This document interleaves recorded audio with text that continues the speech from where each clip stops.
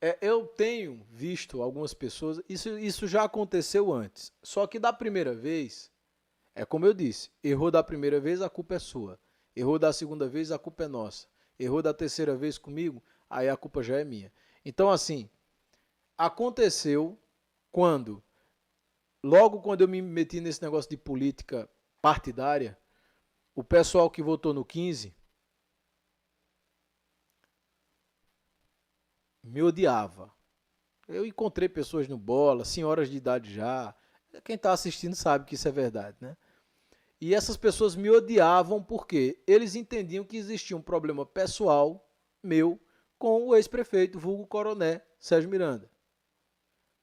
E eles achavam que isso era uma máscara, que isso era um personagem, era uma persona, e que de fato eu não tinha essas ideias que eu tenho de desenvolvimento do funcionalismo público, do município e tudo mais.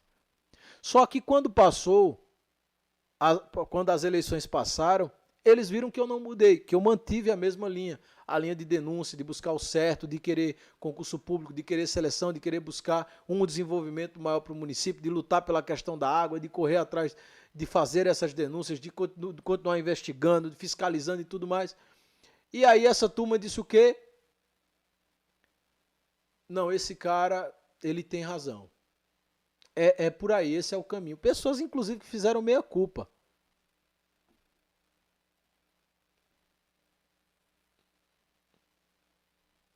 Fizeram meia culpa.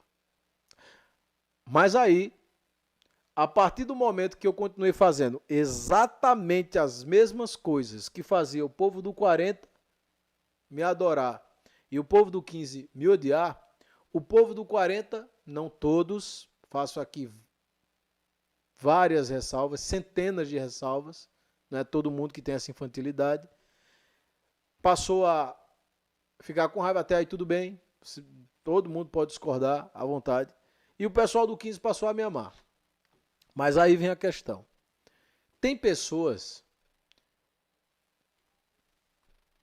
com exceção daquelas que acreditam nos fakes do prefeito, né? Que é um mentiroso de carteirinha. Com exceção dessas pessoas, existem aqueles que eu faço um ataque direcionado ao prefeito, a forma com que ele governa, ou até mesmo a formatação do caráter dele e os princípios que ele não tem. E essa pessoa, uma pessoa que não recebe os ataques, uma pessoa que não tem nada a ver com isso, fica com raiva e para de falar comigo. Ela entenda, ela para de falar, fica com raiva, vira a cara. Hoje mesmo eu cruzei com um aqui na frente do hospital que nem olhou para mim, viu que eu tava passando, botou a cara no celular e fingiu que não tava vendo, né? Mas aí tá os superpoderes da inibição latente, né? Eu consigo perceber mesmo que eu não esteja perto. E aí o que é que acontece? É a segunda vez. A pessoa sabia que o que eu estava defendendo, eu fui eleito porque eu defendia isso. E agora fazendo isso, a pessoa não fala. Mas veja, eu nunca ataquei essa pessoa. Eu nunca falei mal dela ou do trabalho dela. Ela se ofendeu por tabela, porque eu, de repente, teci uma crítica ou outra ao atual desgovernante do nosso município. O que é que eu tenho para dizer para essas pessoas?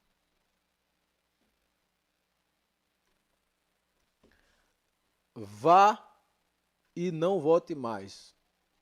Aí Jesus diria, a pecar. Eu diria, só não vai mesmo. Por quê? Porque se você tá com raiva, porque eu estou fazendo uma crítica ao prefeito, que realmente está fazendo um péssimo trabalho, e por mais que você seja beneficiado, você tem que minimamente encarar a realidade como ela de fato é, não é? Então se você para de falar, se você vira a cara, daqui a pouco eu saio da política, não venha mais querer amizade comigo, não precisa. Porque eu nunca te fiz mal e por conta de uma vantagem, de um benefício, você vendeu tudo que você dizia que acreditava. Não precisa mais, fique no seu canto, em paz. E eu vou dizer mais, meu irmão. Eu vou partir agora para o final da conversa que eu estava tendo. No dia que você precisar de mim, pode bater na minha porta porque eu vou lhe ajudar. Vou lhe ajudar como um ser humano ajuda o outro, não como um amigo tá lá do lado do parceiro dele. Ou do lado de uma parceira, de uma amiga. Não como isso, mas como um ser humano ajuda o outro. No dia que qualquer um desses que viram a cara para mim porque discorda do meu posicionamento político ou ficam com raiva não porque eu maltratei ele, mas porque eu maltratei o prefeito, ou seja, é uma raiva por tabela, é uma raiva indireta. No dia que qualquer uma dessas pessoas precisarem de mim, eu estarei lá. Não tem preferência. Porque a conversa que eu estava tendo hoje, lá no Rosimário estava inclusive falando da São Lázaro, né? Olha, você fez praça, tudo, projeto de lei de feira, ganhou o prêmio, e aí o povo, eu disse, não, mas não tem problema. Se nesse mundo você quiser fazer alguma coisa pelo reconhecimento dos outros, meu amigo, desista, pare, imediatamente. Nós temos um exemplo disso de um livro, que é o livro mais vendido do mundo. Na verdade, é um conjunto de livros que nós chamamos de Bíblia Sagrada. Pastores, me ajudem aí, dê essa aula aí nas igrejas. Padre, anote aí para o senhor fazer seu sermão. Ensine para esse povo esquecido que o cara que veio para cá, o Deus encarnado, veio para a terra, curou cego, curou aleijado, ressuscitou morto, alimentou quem tinha fome e foi crucificado. A lição está dada, minha gente. Não é porque você dá o bem que você recebe o bem, não. Isso é conversa. Você vai dar o bem e vai receber qualquer coisa. Você vai... Teve uma senhora que eu contei essa história aqui já no café, que estava com Covid na época, foi naquela época do Covid, né? E eu já disse para vocês, seja lá quem recebeu minha ajuda, meu auxílio, minha assistência, eu não bato na sua porta no dia de eleição se eu não for convidado. Lá na Pedro Gomes mesmo, que nós começamos a fazer, pergunte a alguém se eu bati na porta deles na eleição, fui em todos os lugares, menos lá. Qualquer lugar onde se distribui cesta básica, ou com o próprio salário de vereador, ou pelo Instituto Cultural, eu não bati na porta de ninguém. Por quê? Para as pessoas não confundirem uma coisa com a outra. A gente só começou a distribuir cesta depois das eleições, para não parecer compra de voto durante as eleições. Um trabalho sério, trabalho de gente grande, trabalho de adulto, que quer verdadeiramente mudar o município de Panelas para melhor, né? Aquela mulher que eu contei a história aqui, que estava com Covid na época, e aí teve que vir alguém de Jurema para atender, isso na divisa de Panelas praticamente, porque não tinha médico em Panelas, não tinha ambulância, não tinha nada para levar, você ligava para todo mundo e não conseguia, e aí eu saí de madrugada com um golzinho velho, e aí eu recebi aquela missão de Jogos Mortais, né? Parecia o filme do Missão Impossível. A enfermeira disse, olha, doutor, o pior aqui é o seguinte, se desligar o oxigênio da vela, morre. O senhor tem mais ou menos 1h20 para chegar no Recife. Aí tinha um negócio lá que abria um chamado, tinha uma ficha lá, sei lá, que o povo ficava esperando.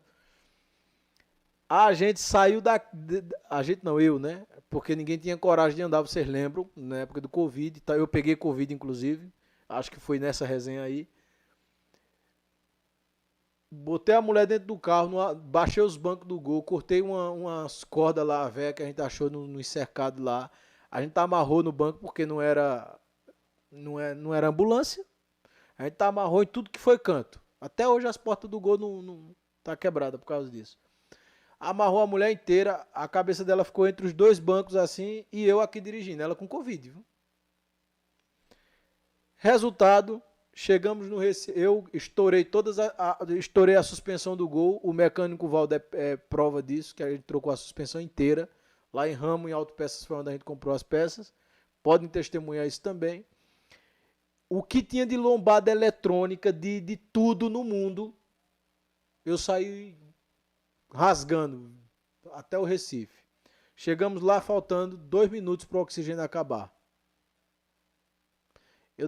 Na época eu devo ter levado aí entre 3 e 4 mil reais de multa da carreira, porque eu não parei lombada eletrônica não. Tinha um até em Caruaru que eu me lembro que bateu, se eu não me engano, bateu 180 lá. A lombada era de 60. Agora não existe mais essa lombada indo para Caruaru. Mas onde é que eu quero chegar? Chegamos lá faltando 2 minutos para o oxigênio acabar. Ou seja, quando a senhora precisou, não tinha ambulância, não tinha médico. Foi a enfermeira que atendeu de outro município. Não tinha remédio, não tinha nada. Eu, obviamente, não voltei na casa dela durante as eleições, porque eu já disse que eu não volto quando eu auxilio alguém, né? E aí me perguntaram lá no salão, mas também essa pessoa deve ser muito grata a você até hoje, né? Eu disse, não, ela vendeu o voto dela. Fiquei sabendo depois. Foram lá, perguntaram o que é que estava precisando, ela disse. E aí disseram, mas você se incomodou então com isso? Eu disse, não me incomodei. Se ela votasse porque ela acreditasse, se ela votasse porque ela estava sendo enganada pelo governo, ela vendeu o voto para a mesma turma que não deu ambulância, médico e nem assistência quando ela precisou. Não queria que ela tivesse votado dos candidatos que eu indiquei se ela não acreditasse. Porque eu poderia muito bem fazer como muito vereador fez aí, especialmente em São Lázaro, bater na porta e dizer, olha, você se lembra que na época eu lhe ajudei, olha a hora de pagar o favor de novo. Não foi por isso. E eu vou dizer uma coisa, se acontecesse de novo hoje, e eu recebesse a ligação, eu faria a mesma coisa. Tem nada a ver com isso. Ninguém é Cristo nessa terra, mas se não tentar ser um imitador dele, dá errado.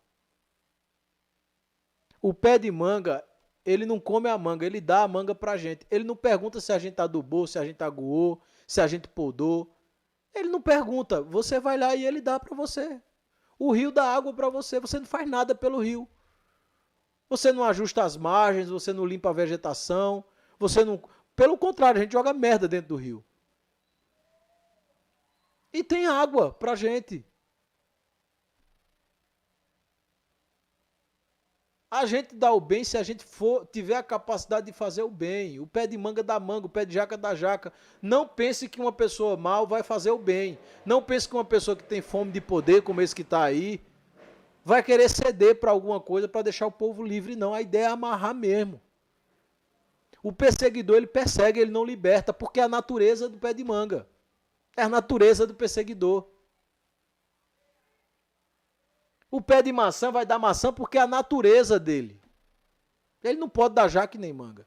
O perseguidor só pode dar perseguição, opressão e violência. Mesmo que fale da forma mais mansa que existir. A violência sorrateira. O tratar mal educadamente. A ironia.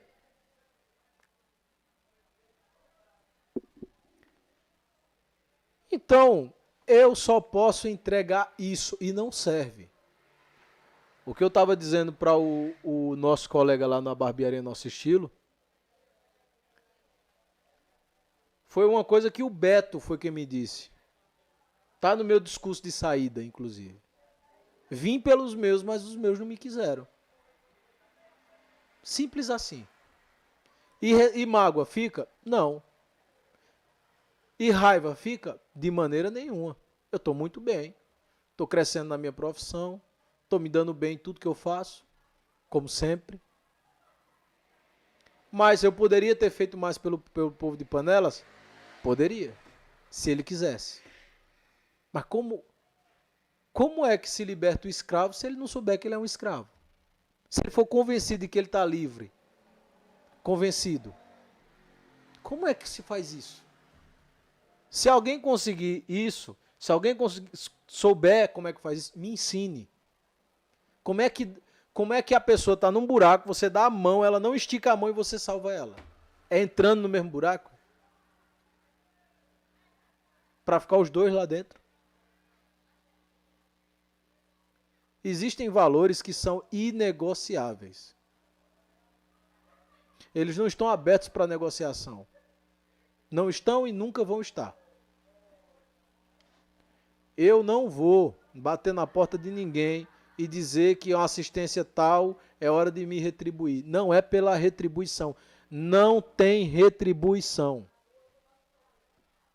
Se tem distribuição, colaboração. É isso que tem. E aí posso te dizer, mas você é um besta então. estar fazendo isso? Cada um dá o que tem, meu amigo. Quem nada tem, nada dá. Está nas Sagradas Escrituras dos Violeiros, né?